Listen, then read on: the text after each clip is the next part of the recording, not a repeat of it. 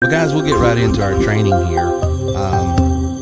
I typically don't, belabor scripture, but when there's a principle in scripture, I like using it a lot. And there's one over in James chapter 4, and he starts out, where does quarrels and all this stuff comes from? Your fights and things like that. And then it goes right into, it says, you desire and you do not have. And so you murder, you do all these evil things. And then it goes into this, it says, you have not because you ask not. And when you ask wrongly, because you ask considering what is in your best interest. I'm paraphrasing, but that's the principle. And in business, I'll tell you, it's almost scary how if you take that principle right there and apply it to your business, how the windows of business and heaven and everything else opens up. Rather than saying, how can I do this to earn more money, or pray, how can I make more money, or always being consumed about, how can I get more? Let me challenge you on a principle here. Rather than asking yourself, how can I make more, earn more? Ask yourself this question: how can I become a person of such great value that people will just want to give me a premium for what I'm able to offer? How can I become such a problem solver for a particular industry, a particular product, a particular area of life, that when I show up, they're almost like, Terry, please take this, because to have that kind of dynamic in any relationship is the healthiest. And instead of being in this, would you please, and always trying to come up with these angles to try to justify or rationalize, our value or the money we're asking, but just overwhelm them with so much perceived value. I mean, you don't even have to explain it. And so I like that passage there, because you have not because you ask not. One of the things that's the hardest thing to get into new salespeople, new business people's idea is you got to ask for the sale. You're not going to close the deal until you ask for it, but we're so concerned about how are we going to come across, how are we going to be perceived, is it right to charge this much for this? All of those inner voices that we're having to fight through. Sometimes the biggest enemy we have to our own success is ourselves, because we got this inner war going on. And so tonight I want to lay out 5 reasons, 5 tragedies really, that if you don't master that inner voice, these are 5 things that you're going to sort of see show up in your life, and it's not fun. Okay, so I'm sort of laying out a reasoning and a rationale why you've got to be able to ask for what you're worth. And if you're not at a level yet where you can justifiably charge the premium you want, then how to get there. Because, at the end of the day, we all have this innate desire to have more. And I'm not talking about being greedy. I'm not talking about, not being content. I'm just talking about fulfilling our full potential. If you're designed to run 200 miles an hour and you're only running 50 miles an hour in your life, eventually that's going to get old. Your level of enthusiasm for life and in business is going to wane. So let's get into this, and we'll come on the backside and answer some of your questions. Let me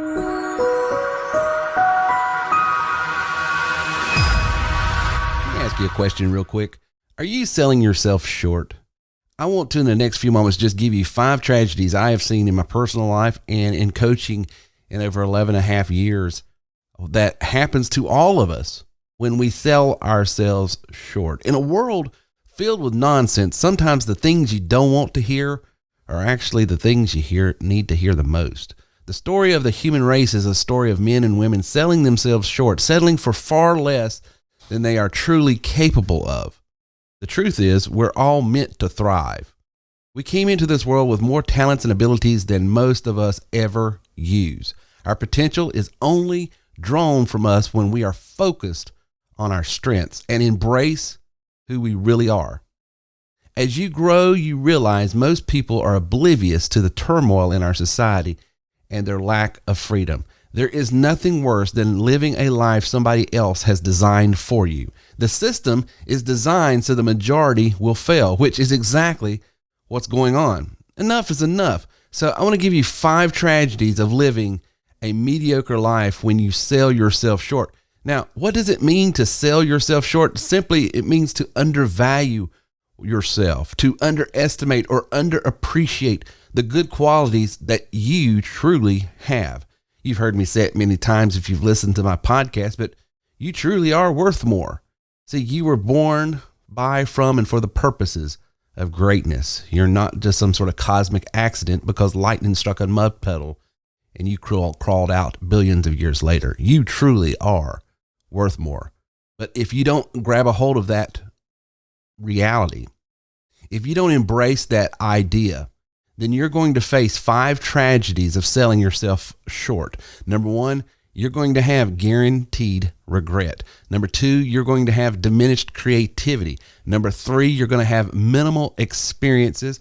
Number 4, you're going to have toxic relationships. And number 5, you're going to have a mediocre legacy. What do I mean by guaranteed regret?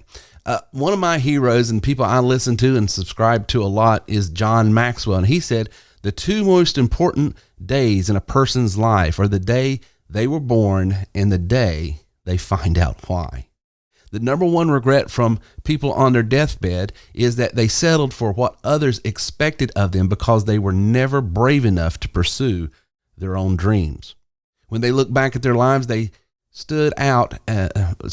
they look back at their lives, what stood out the most was their unreachable goals and aspirations. They are often haunted by the decisions that resulted in their lives that they ended up with. The likelihood of regret is drastically increased when you're trying to fit into others' expectations of you. The more you settle, the more regret you will eventually have. So here's an action step you can take. Do something daily that gets you closer to your dreams and not someone else's dreams. What do you dream of? What is it that you want? Take a little time each day to pursue that. The second thing that you're going to have that's a tragedy if you're selling yourself constantly is diminished creativity. You know, from kindergarten to college, we are all told how to think, what to memorize, how to fit in. A major cause of mediocrity is that most people haven't had an original thought for years. You get scolded and reprimanded when you stand out, but entrepreneurship is the exact opposite. The peace of mind from knowing you are working toward your visions unlocks creativity. To thrive, you must constantly expand your awareness, express your creative genius, and improve yourself daily. The greatest contribution you will make to the world is becoming the best version of yourself, which won't happen if you're trying to just fit in. So here's an action step. Start thinking more intelligently about your future. Schedule blocks of time for your mind to just simply wander. I know that's hard to think about and even imagine, but you need time during the day to set aside so you think about absolutely nothing. Get creative. Number 3, minimal experiences. Ultimately, life is an adventure. Experiences and memories are what separates the elite lives from the mediocre lives. World-class people and living their best lives are constantly creating memorable experiences. Let me ask you, what's the point of doing something if you're not going to have fun and it doesn't elevate your emotional intelligence and frequency? Why not take a mini adventure, half a day, weekend, something every 5 or 7, so. This shakes out any complacency, which is the worst thing on earth. Build out your adventures at the beginning of the year and make sure you always have trips planned for your future. According to economists, 76% of Americans in our society live paycheck to paycheck. It's tough to create exceptional experiences with a minimal pay. Money does matter. So, action step, come up with plans, maybe TW3 or maybe something else, but start being intentional with what you're going to earn in the coming days, weeks, months, and years so you can start experiencing more. It's a montage here, but one of the things I say, do you want to earn more, experience more? And you've got to earn more before you can experience more. It's not about the money. It's about the experiences that you can have once money is an issue that is dealt with. Number 4, When you sell yourself short, you're going to find yourself in toxic relationships. Believe it or not, mediocrity loves mediocrity, and misery really does love company. There are way too many haters, BSers, and quitters hating on go-getters these days. When you stay away from mediocrity and toxic people, it makes an immediate difference in your personal energy, peace of mind, and motivational level. Trust me, if you do anything that advances the society in saying that you can have everything you want in life if you'll help enough others get what they want out of life, as Zig encourages us, the haters will come because you are challenging their status quo.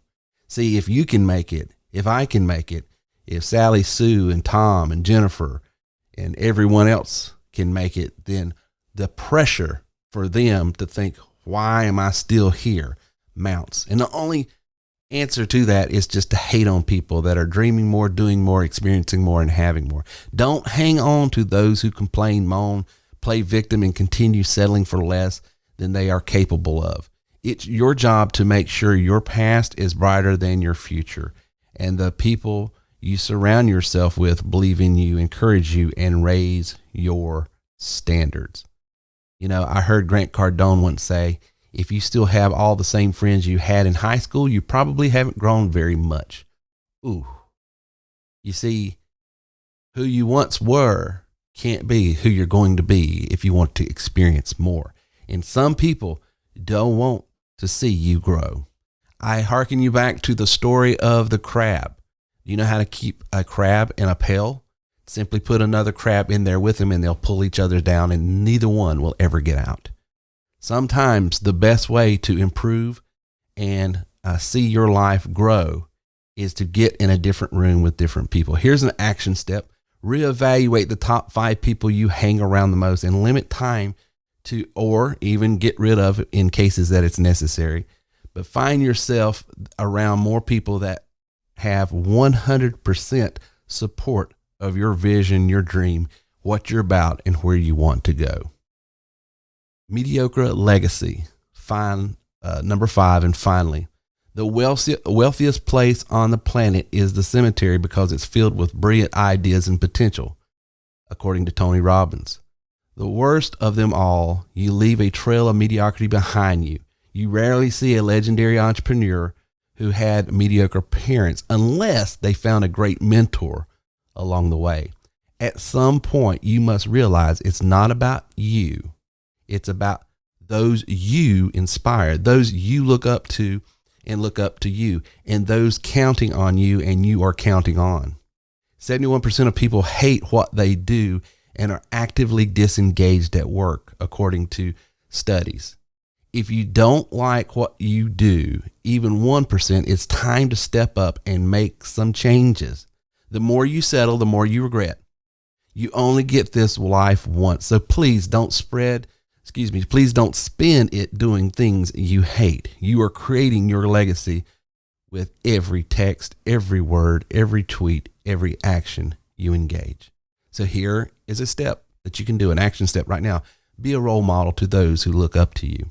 While you still have a lot of years to live, be sure to make some time for reaching your dreams. Start working toward your goals now. Don't keep putting things off until it's too late. Tell yourself every day, today matters. Be intentional with your life because that's when you'll feel the most alive, the most resourceful, and the most creative.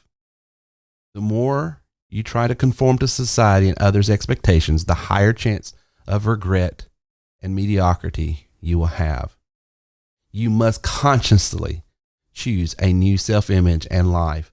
Fight to forge it into existence by consistently aligning your thoughts and behaviors to make it so. Don't sell yourself short. As we say here at TerryWilson3.com, you are worth more.